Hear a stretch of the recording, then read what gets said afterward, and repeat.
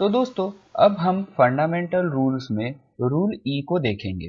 तो दोस्तों रूल ई हमें सिंपली ये बताता है कि ड्राइंग किसी भी पार्ट को उसके मैन्युफैक्चरिंग मेथड स्पेसिफाई किए बगैर ही डिफाइन करना चाहिए।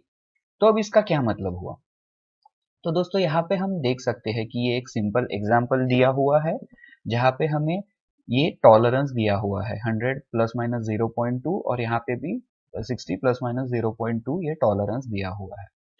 तो दोस्तों जब हम ड्राइंग में इस तरह से मेंशन करते हैं तो कोई भी मैन्युफैक्चरर या फिर मशीनिस्ट वो इस टॉलरेंस को देखेगा और फिर इस टॉलरेंस के बेसिस पे वो ये डिसाइड करेगा कि हमें कौन सी मैन्युफैक्चरिंग मेथड फॉलो करना चाहिए। तो जैसे कि अगर हम इस एग्जांपल की बात करें तो 0.2 इस टॉलरेंस को मेंटेन करने के लिए मैन्युफैक्चरर जो है एक कन्वेंशनल मिलिंग मशीन का इस्तेमाल कर सकता है। तो दोस्तों यहाँ पे अब सेम एग्जांपल है। यहाँ पे हमने बस जो चेंज किया है वो है इसका टॉलरेंस। यहाँ पे हमने और फाइनर टॉलरेंस को दिया हुआ है जैसे कि प्लस माइनस 0.05। तो मैन्युफैक्चरर जब इस टॉलरेंस को देखेगा तो वो ये डिसाइड करेगा कि कौन सी मैन्युफैक्चरिंग मेथड हमें यूज करना है। तो इस केस के लिए वो कोई भी एक कन्वेंशनल सरफेस फिनिशिंग मशीन का इस्तेमाल कर सकता है।